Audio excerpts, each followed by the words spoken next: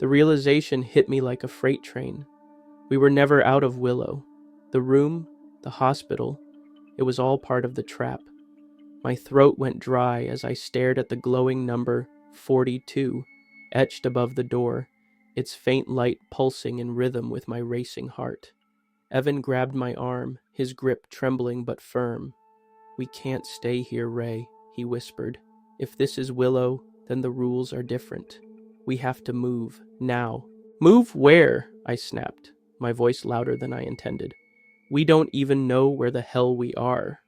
Before Evan could respond, a low hum filled the room, building in intensity until it resonated deep in my chest. It was the same hum I'd heard back in that clearing in Willow. The lights flickered violently, and then everything plunged into darkness. "Evan?"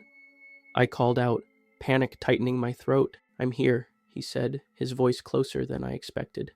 His hand found my shoulder, grounding me. "We need to move. The door." Guided by the faint glow of the number above the door, we stumbled toward it. The handle was ice cold under my fingers, but it turned easily. Beyond the door was no hospital hallway.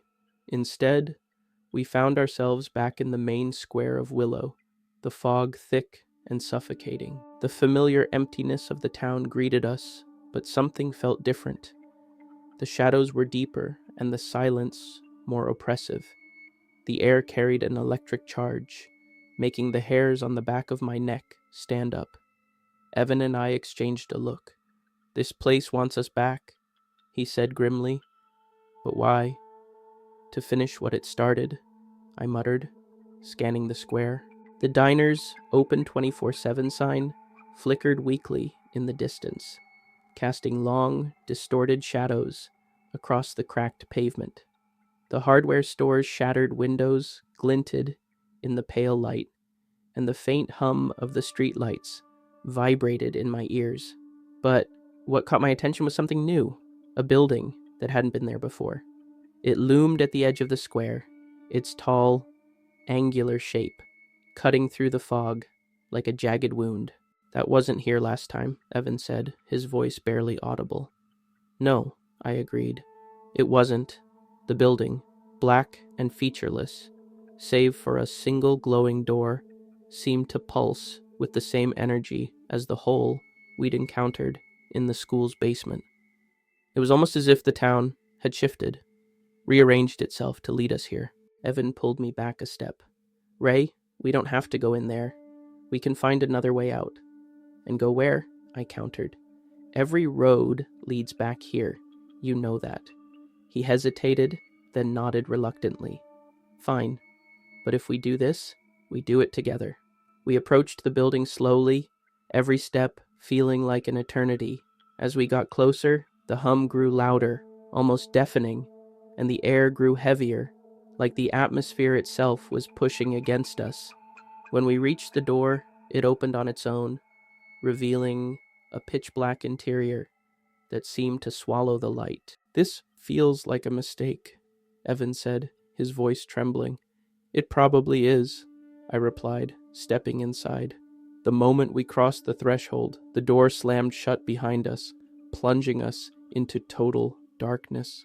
My breath caught in my throat as the hum reached a fever pitch, and then, as suddenly as it started, it stopped.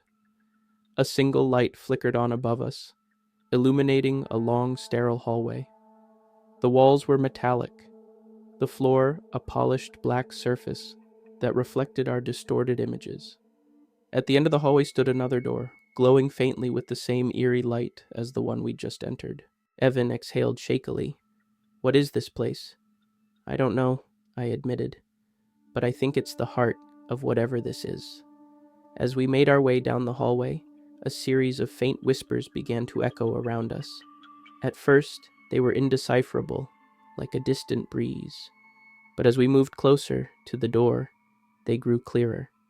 Voices overlapped, some speaking in hushed tones, others shouting in anger or fear. It was a cacophony of sound that made my head throb. "Do you hear that?" Evan asked, his eyes wide. "Yeah," I said, my voice strained. Let's keep moving. When we reached the glowing door, it opened before we could touch it. Beyond it was a vast, circular chamber, its walls lined with monitors displaying scenes of Willow.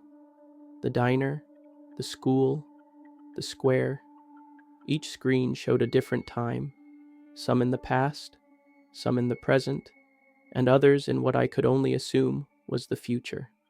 At the center of the room stood a massive, pulsating orb of light, its surface swirling with colors and shapes that defied explanation. "This is it," I said, my voice barely above a whisper. "This is what's been controlling everything." Evan took a step closer, his expression a mix of awe and terror. "But why us?